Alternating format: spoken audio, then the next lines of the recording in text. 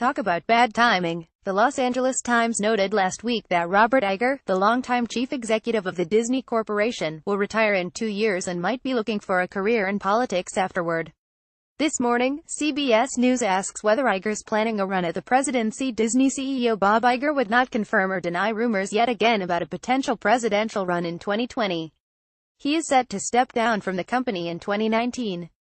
According to the LA Times, during a discussion at Vanity Fair's new establishment summit in Los Angeles last week, a Vanity Fair reporter inquired of the audience if they would support an Iger run for office, leading to a round of applause. "That sounds tepid, so maybe that's a sign," Iger responded.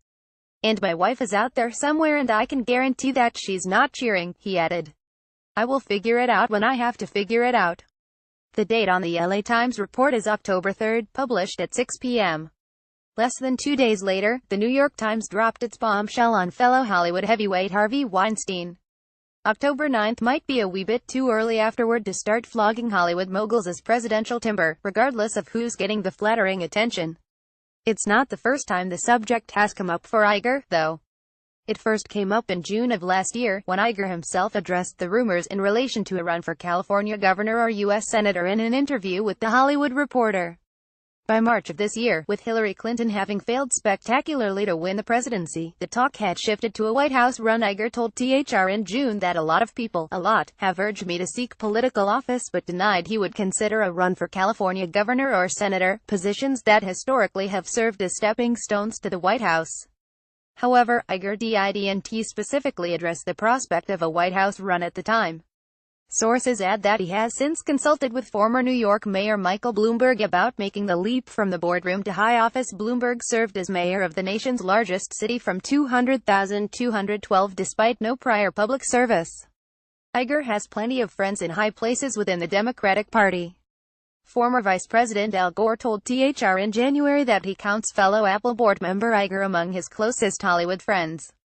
A number of politically plugged-in industryites say they would welcome an Iger Democratic ticket. Others point out that President Trump, though wildly unpopular in Hollywood, has paved the way for a businessman who has never held public office to become the leader of the free world. Axios' Mike Allen reported in May that Iger's peers in the entertainment industry have been pushing Iger to consider a presidential run, led by former Disney chair and DreamWorks exec Jeffrey Katzenberg, and that Democratic leaders and fundraisers have brought it up a number of times. The attention appeared to be working, Allen reported, and cited the same rationale why he might do it. Trump's triumph has resulted in lots of business people, from Oprah to Starbucks' Howard Schultz, being mentioned as possible candidates. Trump's win showed you don't need experience in government or a military record. So suddenly, lots of CEOs think they should be hired. Iger led an iconic company on a huge growth spurt and has long toyed with the idea of running. Why he might not do it? Iger is committed to his Disney job through July 2019, which would leave lots of time to get a campaign going. That's no longer the case, as Iger has now committed to an exit in June 2019. That doesn't leave a lot of time for a presidential campaign, especially for a 69-year-old novice coming from the boardroom to the hustings, but that's the same situation Donald Trump faced in 2015, too. It may be a tight schedule, but Trump showed that it's doable, at least. Let's do pros and cons. Pros. Iger can argue that his business experience as a CEO of a publicly traded conglomerate is much more applicable to the complicated running of the executive branch. He's much more likely to be able to make a competence argument if Trump's presidency has not resulted in any advancement of legislative agendas, and especially if Trump and the GOP leave the individual health insurance market in ruins rather than passing a market-based reform. Another pro: an Iger campaign will generate lots and lots of Hollywood money and star appeal, both for himself and for Democrats. Cons: Hollywood appeal in politics may never recover from the Weinstein scandal, especially if and when the extent of celebrity interventions to protect Weinstein emerge. Matt Damon, a politically active celebrity, has already been accused of enabling Weinstein through pressure on media outlets. Lots of people will remember that Weinstein and the whole industry went almost all in for Hillary Clinton while talking about justice for women out of one side of their mouths while the other side remained silent about Weinstein. And Democrats can bet that Republicans will spend most of 2020 reminding voters about that as Democrats draft celebrities to campaign for whoever gets the nomination. More cons: Iger doesn't have the same charismatic political personality that Trump employed so effectively in 2016. It's tough to see him at the head of populist political movement, and Democrats already have establishment personalities in place with more compelling narratives.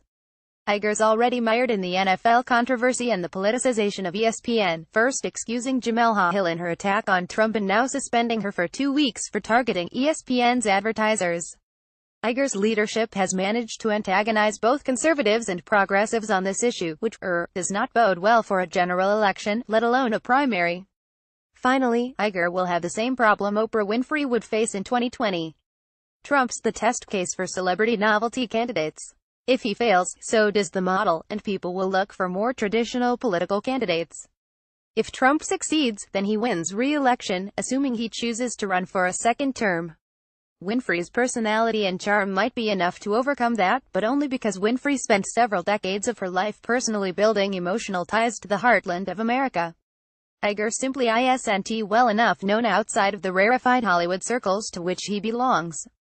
Unfortunately for Iger, Weinstein was a much more public and storied character, and his shadow will likely loom large over Hollywood political activism for years to come, whether or not that's fair to Iger. If Democrats were smart, they'd avoid looking to Hollywood for their future, or at least for their outsider bench. A better place to start would be the Pentagon, and any generals or admirals who might retire in protest during the Trump administration. Their progressive base would likely revolt, but that's going to happen if they want to expand their appeal.